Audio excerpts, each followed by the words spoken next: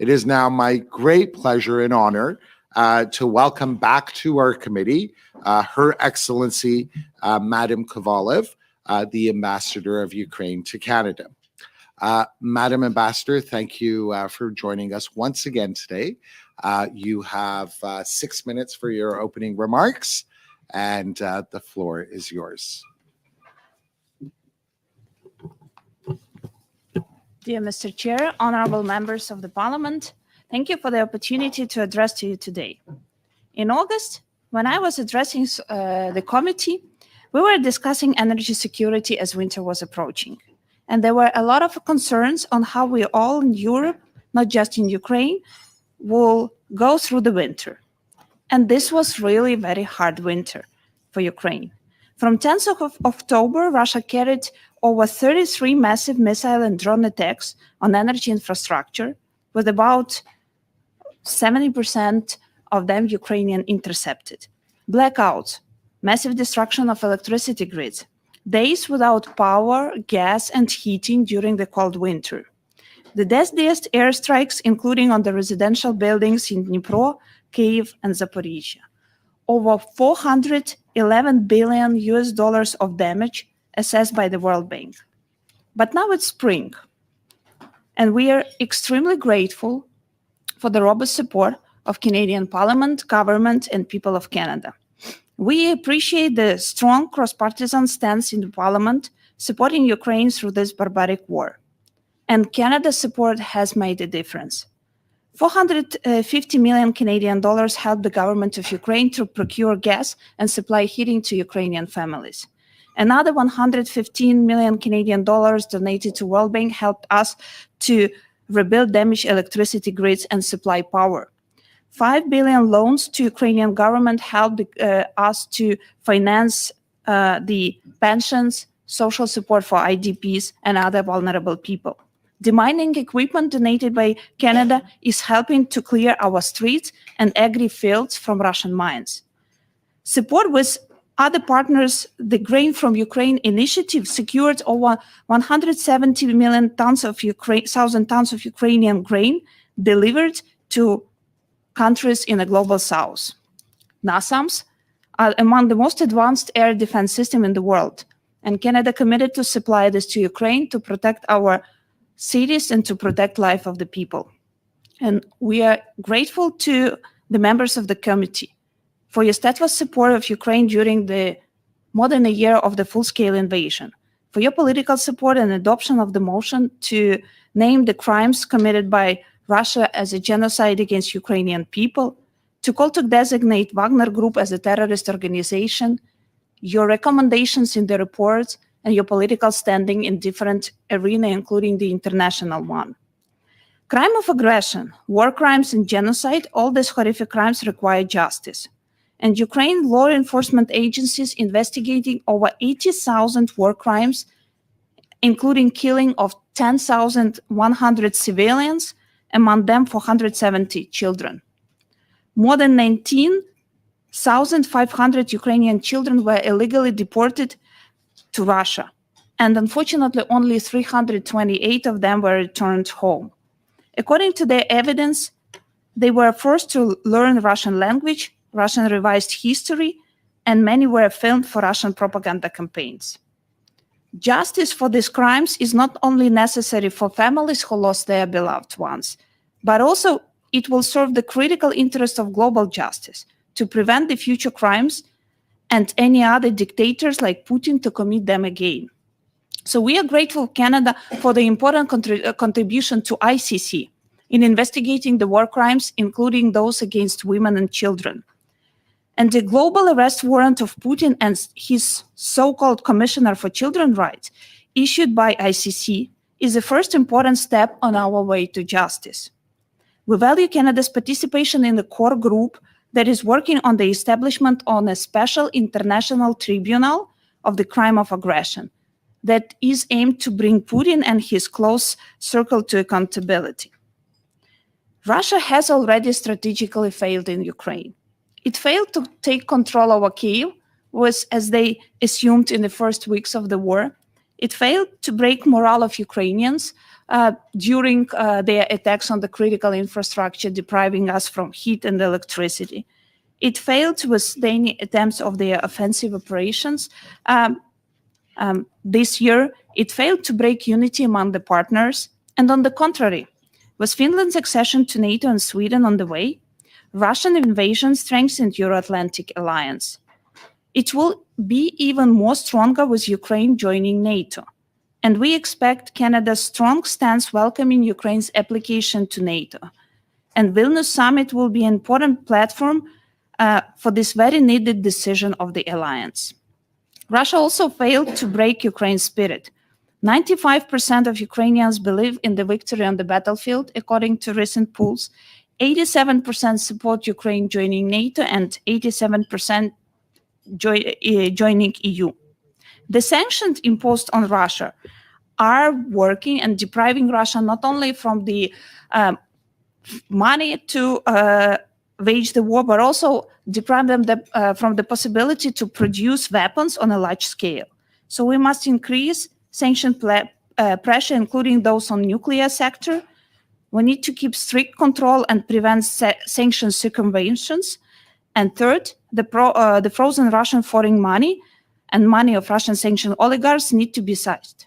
REPO, which is the special working group on the sanctions, already blocked 58 billion worth of Russian sanctioned assets, and next steps need to be done. On the military side, the heaviest fights are today around Bakhmut. Since January, Russia has been taking enormous losses in force and heavy weapons in their attempts to capture the town.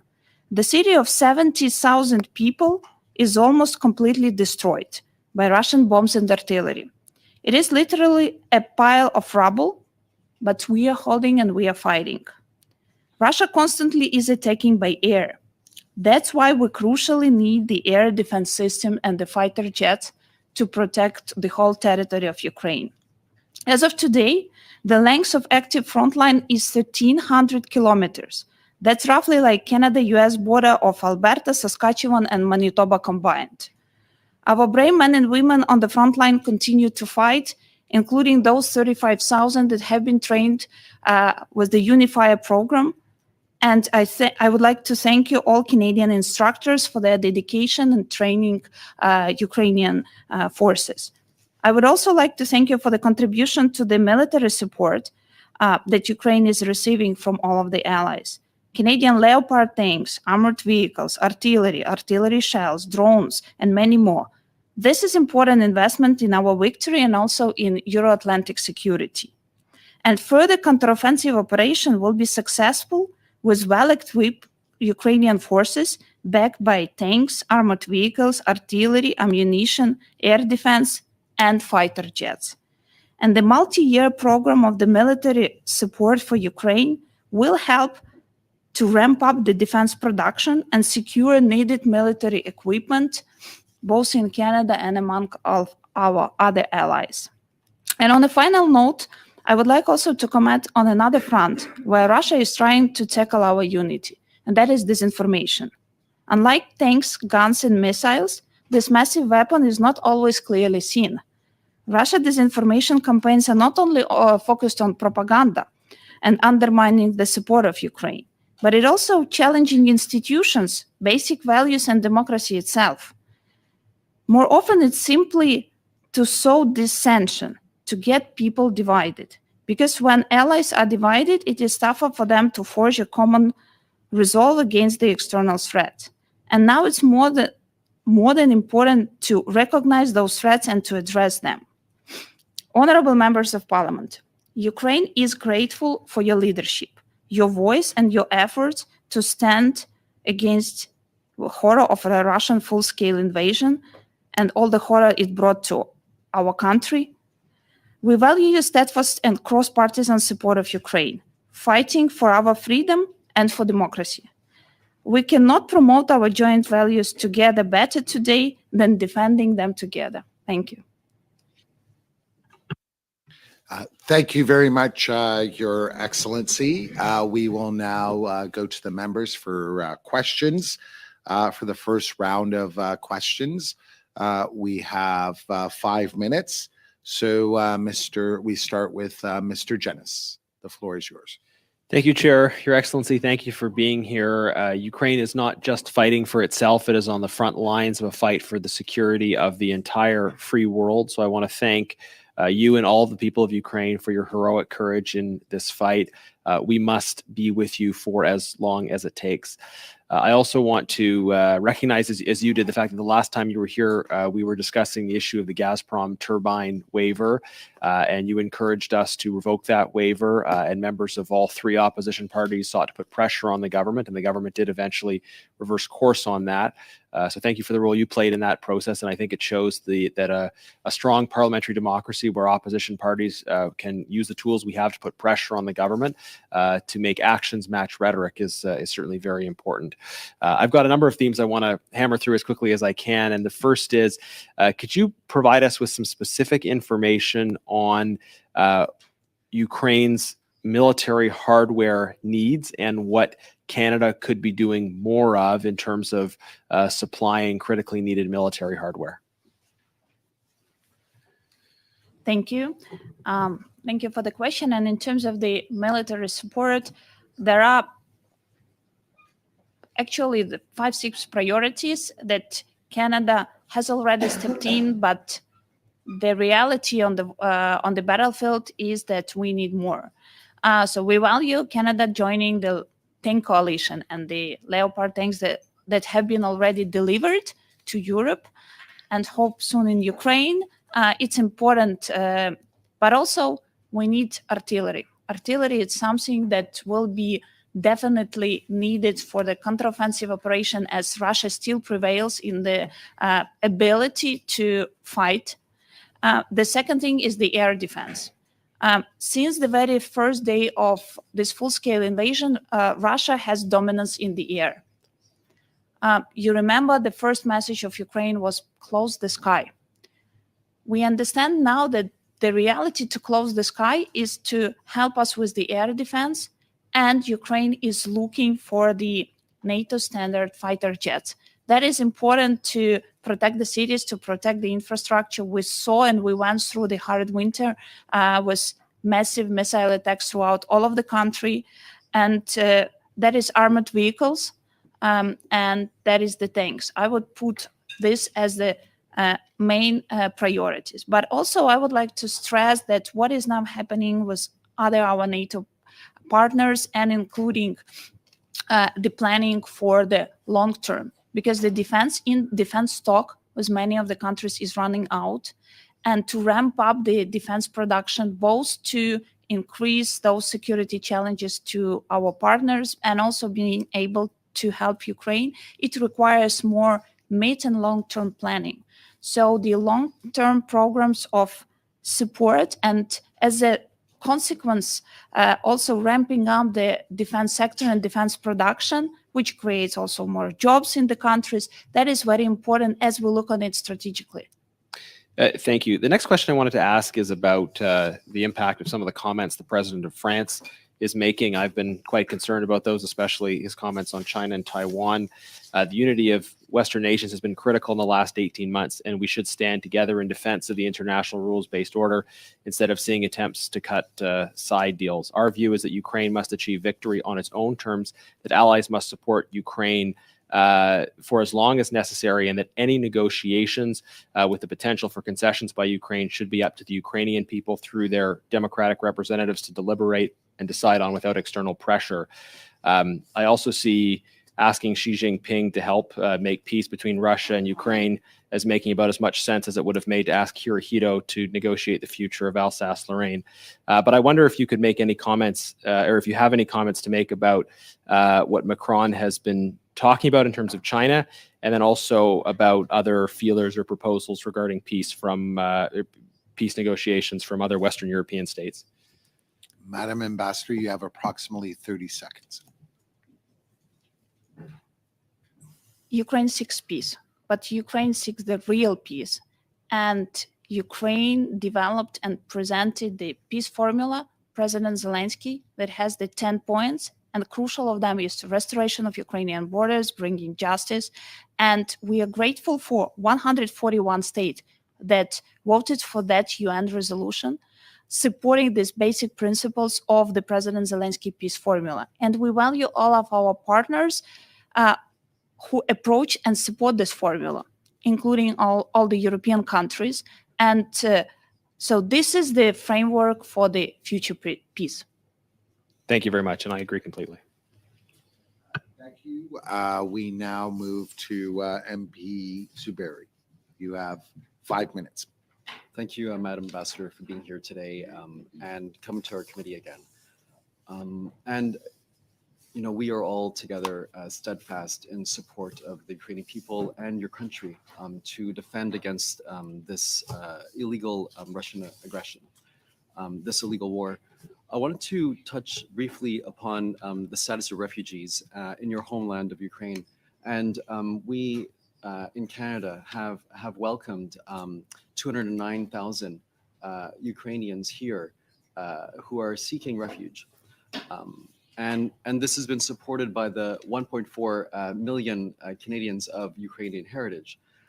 Can you speak a bit about how Canada is actually helping to resettle Ukrainians as you have seen this happen, and how other European partners are also involved in that? Thank you.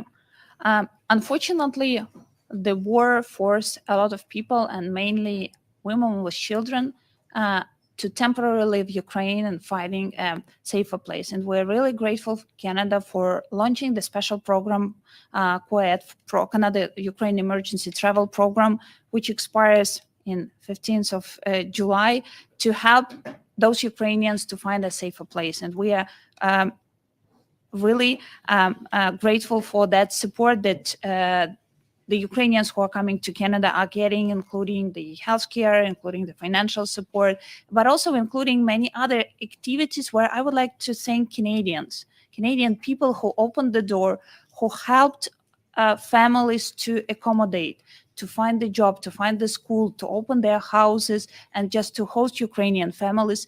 This is incredibly impressive, and I would like to thank you. And of course, we have now millions of people displaced. The biggest figures of those who are outside Ukraine now is Poland and Germany, hosting each over the million of Ukrainian temporary displaced people.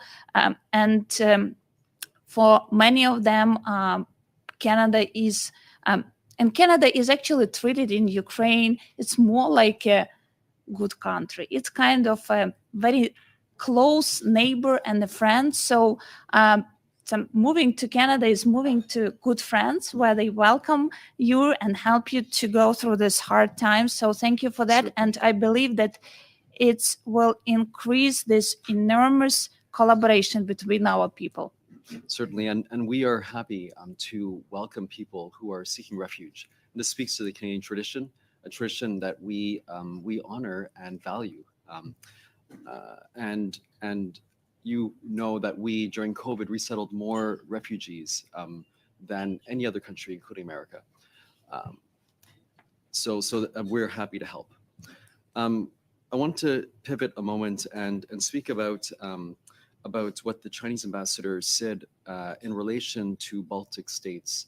And in particular, he said that Crimea is Russia, and our country's borders have and these borders have no legal basis.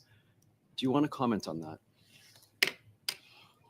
Ukraine is a member of United Nations, and the independence of Ukraine in 1991 was recognized many countries, and I'm grateful Canada being among the first to recognize Ukrainian independence. And Ukrainian independence and the sovereign country means all Ukrainian borders, including Crimea. And if coming back to Crimea, the situation there, which is happening both with our indigenous people in Crimea, which are Crimean Tatars, who are now under the immense pressure of Russian regime. Many of them are imprisoned. A lot of them are under prosecution and are put to jail. So Russia for many years was trying to bring this message that because of people in Crimea who were also speaking Russian language, were trying to put it as a Russian population. But that's not. And that's not the case now, because the people who are now fighting on the front line are speaking over tens of different languages, including the International Legion and volunteers. And Crimea is Ukraine, and Crimea will be Ukraine. And I want to underscore what you said, that these borders are internationally recognized, and any world leaders that question that those statements are erroneous. Thank you. Thank you. We now go to Mr. Brunel Duceppe. You have. Merci, Monsieur le Président. Thank you, Chair. Thank you very much for being here, Ambassador. You see the extent to which all parliamentarians from all parties here in the House support you, and that's the least we can do. I have a few questions about what you said in your opening remarks, particularly with respect to the electric grid. We saw in La Presse on February the 17th last that Hydro-Quebec had contacted the embassy to help Ukraine with its electric grid. It would send teams there. Do you know if any of these teams have been sent there? What exactly has happened with this offer? Thank you. As Russia started in the winter just precisely targeting all the critical infrastructure, the losses are now over $11 billion. And we are very grateful to Quebec Hydro and other energy companies in Canada, but Quebec Hydro was the first to contact and to respond to help with the equipment. Mostly it's transformers, like cable for the grids and the different other equipment that it's not so easy to produce. So we in Ukraine were trying to find everything that can be, even the used equipment that can be deployed and helped. And the team of Quebec Hydro, we appreciate their efforts to help and to provide with the list of the needed equipment. We are now working on that file and finalizing about this equipment that can fit, because unfortunately we had a bit of different energy systems and energy requirements in terms of the technology, but having an opportunity, I would like to thank Quebec Hydro, Manitoba Hydro, and the other companies who were the first to come and offer the support. Merci beaucoup. Thank you very much. There has been much questioning about China, and in fact, my colleague referred to it. It's been part of the Canadian news in terms of the conflict in Ukraine. To what extent do you think that China is trying to influence the conflict? Is it trying to interact with Russia to affect some sort of influence?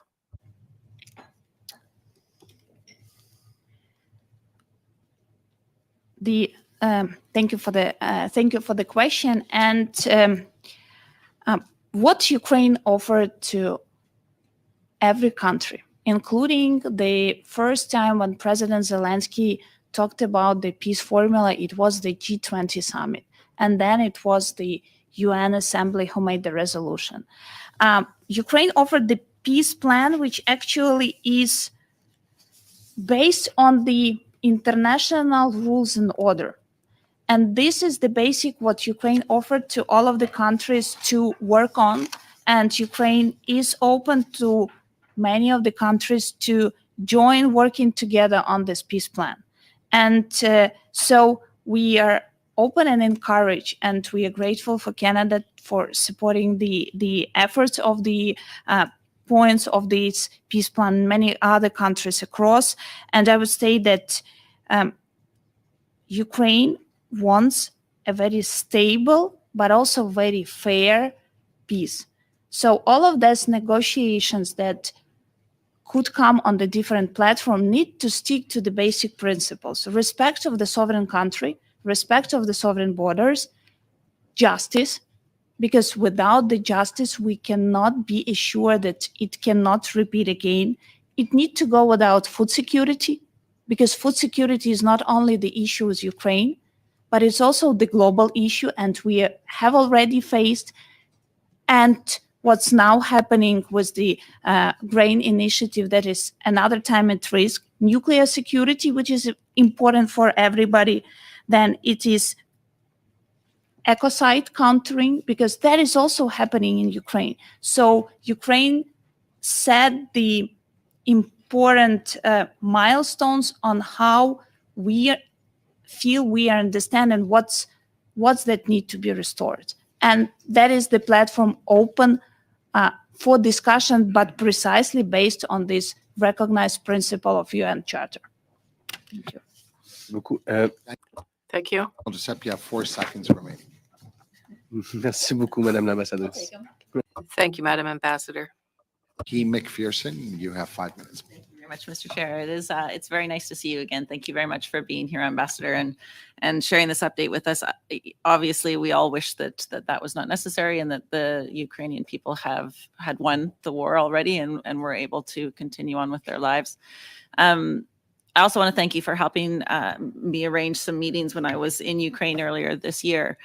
And that's one of the things I wanted to talk about a little bit. So as you know, I was able to visit Irpin and see some of the really horrific devastation that has been done to very clear civilian infrastructure. You know, the destruction of a playground is something I will never, ever forget in my entire life. The violence that has been done to civilians is such a clear indication of war crimes, such a clear indication of genocide.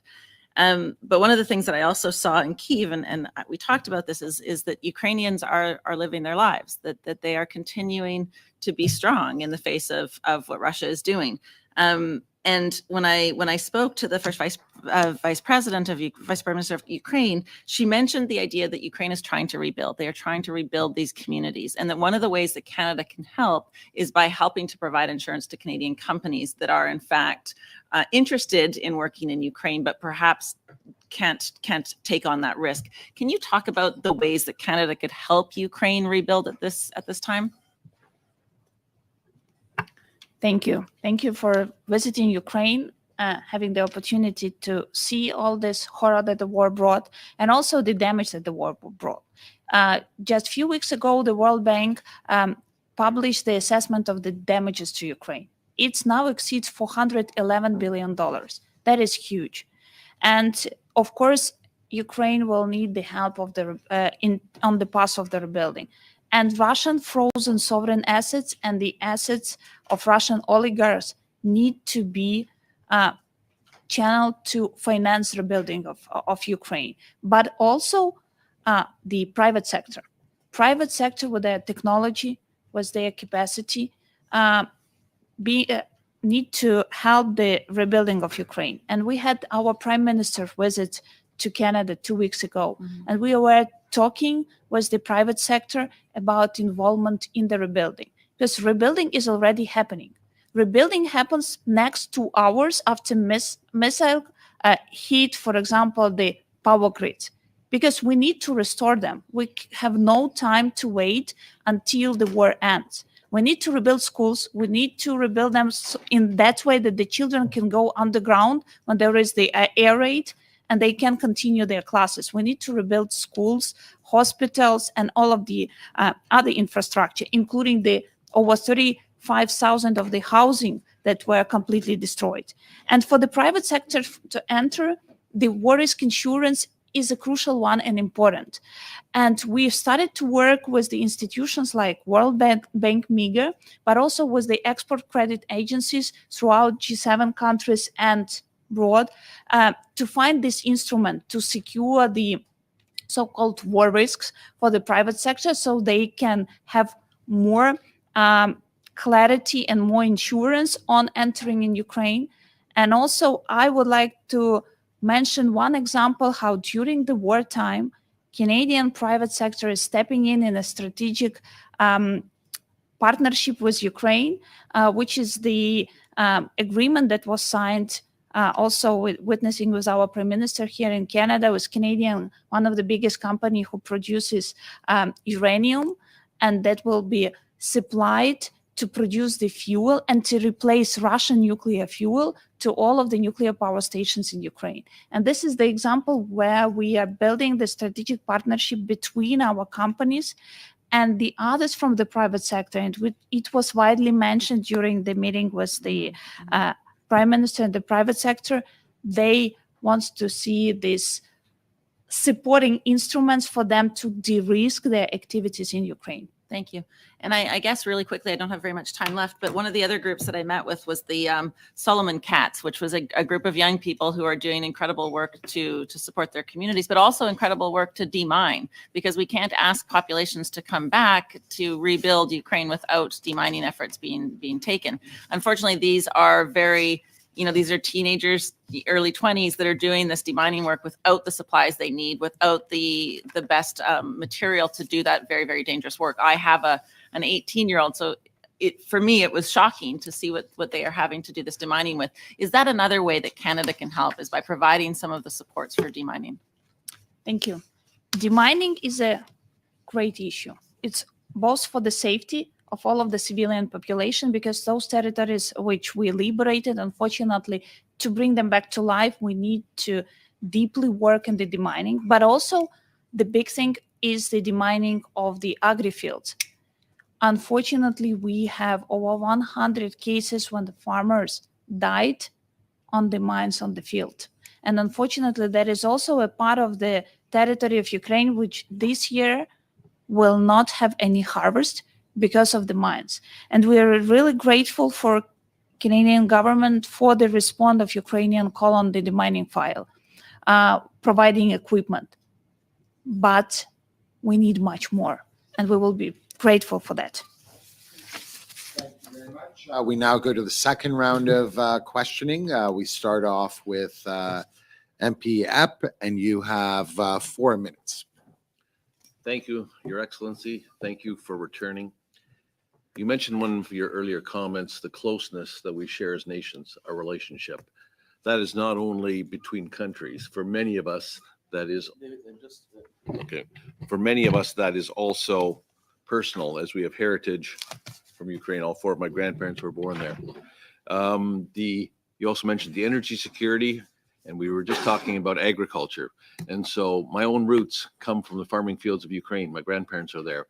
Can you talk about, in your opening comments, you talked about the grain exports in that program. Can you talk about the status of that? We, as a committee, we have a notice of motion on file to look at the global resource challenges that this invasion has brought on, be it food, be it fuel and fertilizer. So I hope to get to that study fairly soon. Can you talk about the situation at present? We're going into spring here in Ukraine and in Canada as well. So what does it look like? Thank you. The situation now is becoming harder because we renegotiated with support of UN and Turkey the extension for the grain corridors from the Black Sea. But unfortunately, with the last few weeks, Russia has been manipulating and taking too much time to checking the ships. So it delays significantly export. It decreased the volumes that we are exporting by this artificial delays on any of the checks, or they can choose and pick up the ship what they want and check, but not those who are in line and committed. And of course, like that creates another risk about the export facilities, because the seaports remain the biggest routes of the export from Ukraine. The second thing is the demining. It's a big issue for us to be able to go to the season and then to predict normal as it could be in the circumstances harvest. But also it's the situation with the small farmers, because for small farmers, it's becoming harder and harder to get financing when they started the planting season, to get proper fertilizers, to get even sometimes diesel. So these all, especially when it comes to small and medium farmers, this will be even harder than the previous year. I look forward to the opportunity of exploring where Canada can help with those situations, and also help perhaps some of the areas where Ukraine has been such a breadbasket in exporting food to areas of the global south. Switching a bit tangentially here, the Wagner Group obviously has been so active in Ukraine and in parts of the global south. This group has passed a motion unanimously calling for the Wagner Group to be declared as a terrorist organization. We have that recommendation in a report, and the House of Commons has unanimously passed that. Our government has not yet followed through. What would be the impact of a national statement by this government on declaring the Wagner Group as a terrorist group? We believe Wagner Group is a terrorist group. And not only because they are committing these horrific crimes in Ukraine, including these videos sharing when they cut the head of the Ukrainian soldiers and do all the tortures, but also their impact on the global south. And it is far-reaching. What we all witnessed, that the food insecurity is the big risk, not only for all of us, but especially for those low and mid-income countries in the global south. In order to address, we launched the joint initiative, which was called Grain from Ukraine. With the support of Canada and with the support of 10 other countries, we were able to deliver 170,000 tons of Ukrainian grain to those countries who are most in need. But there is needed much more. But in terms of the Wagner Group, we do believe that they are the terrorist organization and they need to be treated that in a proper legal way that can be implemented, because it's spreading violence, not only in Ukraine, but it's spreading violence in the global south, the region that is a partner for us and is important for us. Thank you. We now go to MP Bendayan. You have 4 minutes. Merci, Monsieur le Président. Your Excellency, thank you for returning to our committee. It is always a pleasure to gain your perspective. And of course, thank you as well for all of the work that you are doing here in Canada and in Ukraine. I have only a short amount of time. I'd like to pick up on some of your opening comments with respect to sanctions. You mentioned the impact of sanctions has been significant. I believe the figure that you cited was that $58 billion has been blocked from Russia. One particular area that has gained some attention is around sanctions on fertilizer. As you know, Canada imposed a 35% tariff on Russian fertilizer at the very beginning of the Russian invasion. And fortunately, the Conservative Party put forward a motion in the House of Commons to remove those sanctions on fertilizer. Our government has preferred to stand up to Russia, to keep those sanctions in place and to support farmers by investing in them to help diversify away from Russian sanctions. I'd like to hear your view about the importance of those sanctions on Russian fertilizer, but also what you're hearing from other allies, including perhaps in the global south, about the possibility of other countries imposing similar sanctions. Thank you. Sanctions are really important, and it is important for them to be as well timely and to be continued, because each dollar that Russia was benefiting, if we look backwards last year and even the year before the war, Russia benefited from the high energy prices and was able, both in 2021 and 2022, get record in their revenues for exporting oil and gas.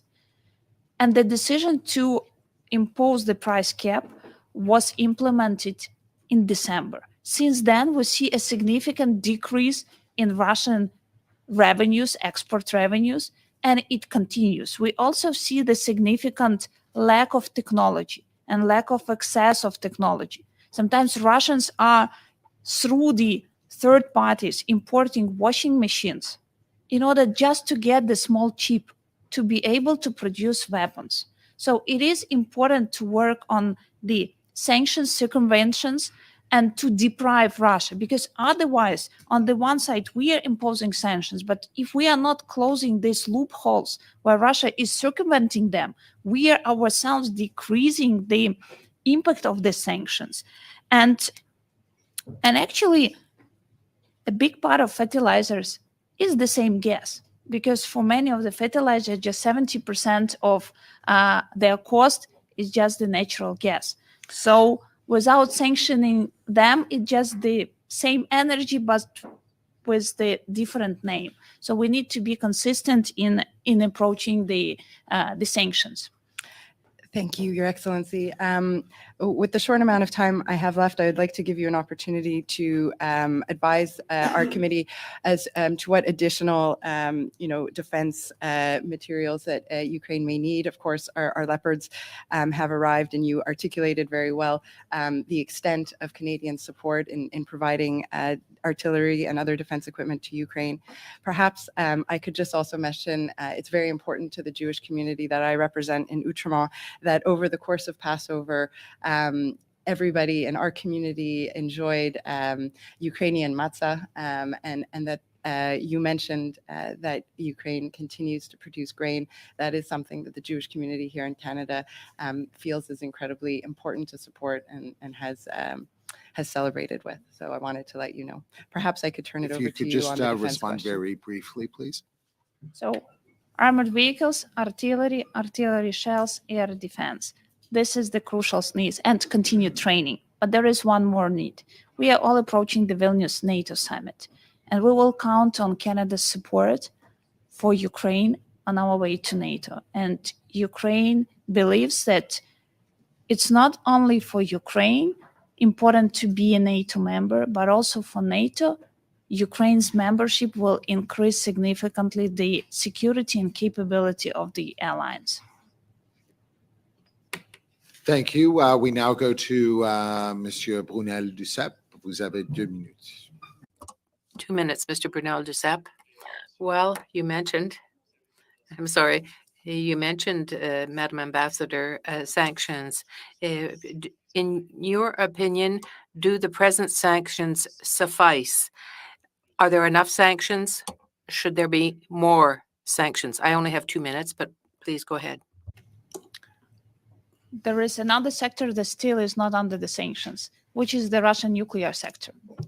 And not only because Russia is using nuclear threats, it's putting at risk the biggest nuclear power plant in Europe, Zaporizhzhia, and just it's permanently under the risk of shelling attacks and under the horrific consequences.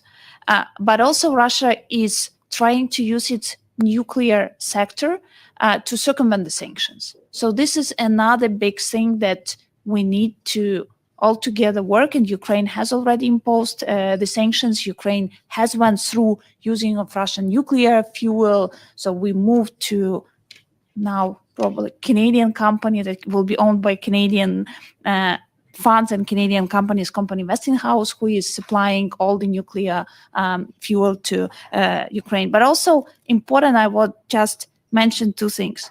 Working with sanctions circumventions, including specifically on the technology, microchips, and everything that could be used as a part of producing weapons. And the third thing is working with the frozen assets, because these are the assets that need to serve for rebuilding of Ukraine. And we are very grateful for the support of the legislation that provide the opportunity to seize these assets. And we will be grateful to see these first cases. Est-ce que rapidement, est-ce qu'il y a des... Very quickly. Giuseppe, sorry. We next go to MP McPherson. You have 2 minutes. Thank you, Mr. Chair. For those of us in the smaller parties, it's always a bit of a challenge as we try to squeeze a few more seconds out. Ambassador, I just wanted to let you know that this committee is undertaking a study on the sanctions regime, so we will be looking at that, and we may even ask for your expertise at that time. And I think from your perspective, I can see that there is some work to be done around the sanctions. I certainly am a little concerned about the enforcement of our sanction regime that we have and some of the transparency. I'd love an update from you on just a couple things, though. First of all, we have heard a lot about the children being stolen by Russia and taken to Russia, stolen from Ukraine and taken to Russia. We've also heard a lot about the sexual violence and the rape as a weapon of war being used in this conflict. If you could very quickly touch on both of any update you have on both of those topics. Thank you. I think now it's all obvious that the forceful deportation of Ukrainian children, it's not only the thing what we have been talking. Now we have the global arrest warrant for Putin and so-called Russian ombudsman for children for illegal deportation and illegal abduction of Ukrainian children. Unfortunately, there are over 19,000 of Ukrainian children who were forcefully deported. The horror is many of them have parents in Ukraine or grandparents from Ukraine. And there was a horrific story just 3 weeks ago when grandmother went to Russia to take her child back and she died there. So these are the stories that are happening. These children are brought throughout all of the country. Unfortunately, we're trying to get as much information and track as much as possible to know where our children are, to bring them back. But we only managed to bring 328 of them. And this is the horror what many mothers and fathers and relatives who so it's not only orphans, but every child matters for us. And this is the crime, this is the war crime what ICC is investigating. So the support for ICC in this, it is important, as it is important to work with us to find the ways of how we can bring these children back. On the sexual violence, there are also the many criminal cases we are investigating, but also one thing that we will need the support, and especially having this big capability in Canada, was the mental health. Because a lot of people, including those who went through the sexual crimes, they need to have a proper treatment. And we as Ukraine are seeking to get the best knowledge, best experience, best protocols on how we can help the people, both women who went through the sexual crimes, but also many other who went through the horror of the war, to get better through the mental health. Thank you. Thank you. For the last round, we go to MP Jenis. You have 3 minutes. Thank you, Chair.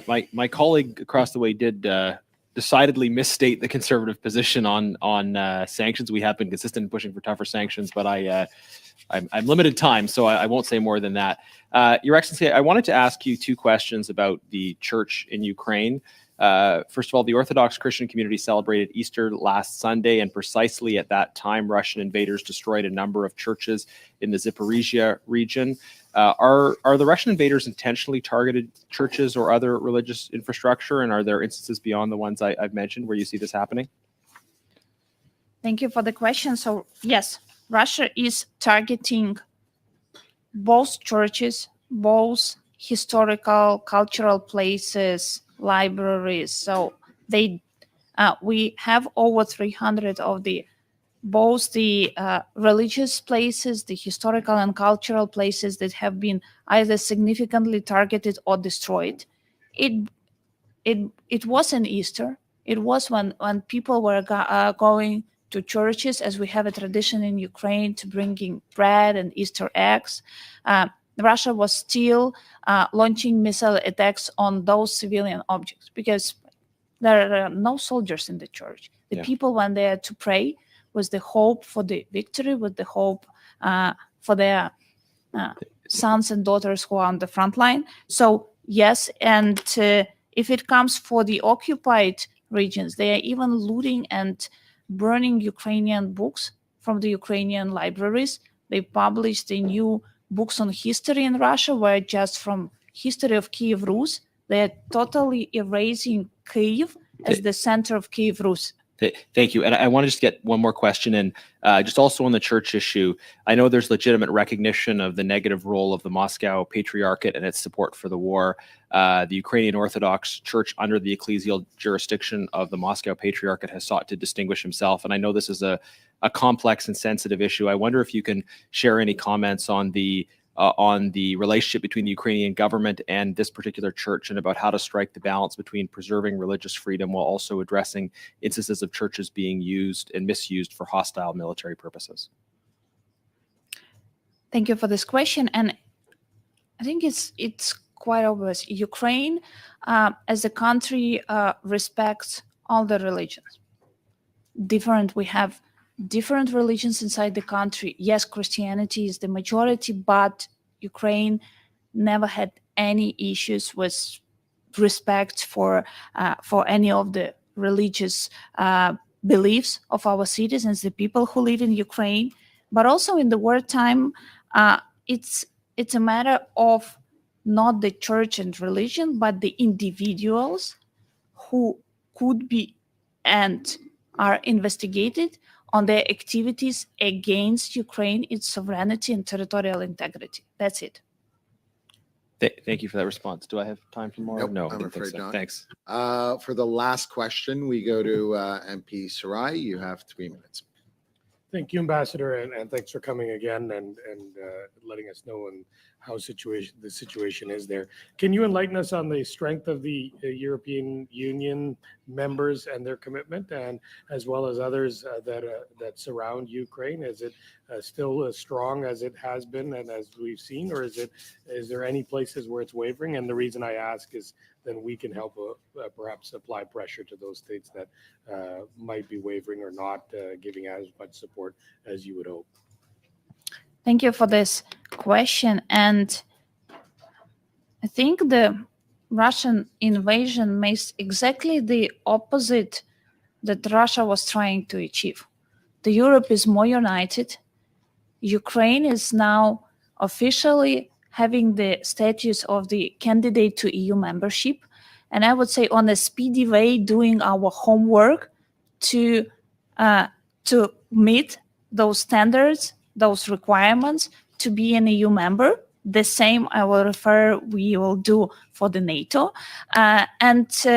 It brings the dialogue between EU and Ukraine on a totally different level. So, for example, in February, we had Ukraine-EU summit, which was in Kyiv, as most of the commissioners were coming to Ukraine, also seeing on the ground, understanding both the needs for Ukraine to defend themselves, because we all are defending the security of Europe, but also a lot of things are happening in our integration, whether it's the digital infrastructure, whether it's logistics, whether it's the industry, where it's the standard. So on our path as now officially the candidate to EU membership, we're even more closer cooperating between both the EU countries and European Union as the union on our path to EU. That brings a lot of collaboration, a lot of joint groups on proceeding quickly on this integration. And I would also like to say that Ukraine has the EU as a part of our bigger reform agenda, because Ukraine is not stopping doing our homework during the war. Historically, first time the country who is in an active fight for itself, Ukraine had the 4-year program with International Monetary Fund, which on the one side provide the funding to Ukraine, on the other side it's a path of structural reforms, and the government is committed and is doing this. So that brought the unity. Of course, there are some issues that could happen from time to time that the countries among European Union and Ukraine are discussing, but that's totally a different feeling of cooperation we have. Thank you very much. That concludes questioning. At this point, Madam Ambassador, allow me to thank you once again. I think it would be fair to say that we have had the great honor of benefiting from your insights and your perspective and expertise more than any other ambassador in the city of Ottawa. So thank you for always making yourself available. Thank you. Thank you. Thank you. And also, it is an honor. So we were wondering if we could take a picture with you. Thank you. Now, do you have something to say, Rachel? Mr. Chair, just in order to clarify, I believe my colleague, Mr. Jennis, indicated that I misstated the Conservative position, and I would refer him Let's, to the vote debate. of June Ms. Mandan. 7th, 2022. Thank you. So prior to adjourning the meeting, just very quickly, the subcommittee met a couple of days ago. We agreed to adopt the calendar to the end of May. Just wanted to make sure that there is unanimous consent for that. Yes, thank you. So it has been sent around this morning by the clerk. Our next meeting will be Thursday from 11 to 1, and we will return to consideration of clause by clause for Bill C-281. Is it the will of the committee to adjourn? Thanks.